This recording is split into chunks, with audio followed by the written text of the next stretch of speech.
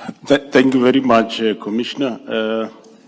My background history, I joined South African Police Service in 1987, and I worked in various provinces through the ranks. I worked in Free State, I worked in Gauteng, I worked in KwaZulu-Natal, Gauteng again, various provinces, Western Cape, deployed there, and then I worked also in Limpopo.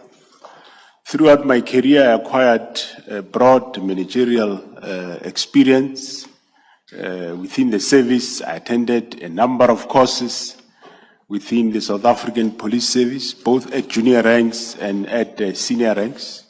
I have 38 years of service in the SAPS, and of which 25 years of that was at senior management level.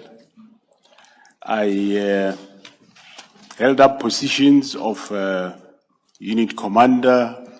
I held positions of deputy provincial commissioner in KwaZulu-Natal. I was divisional commissioner of protection and security service. And then I acted as divisional commissioner of crime intelligence. And then I became the deputy national commissioner for operations. And thereafter I went to Limpopo as the provincial commissioner.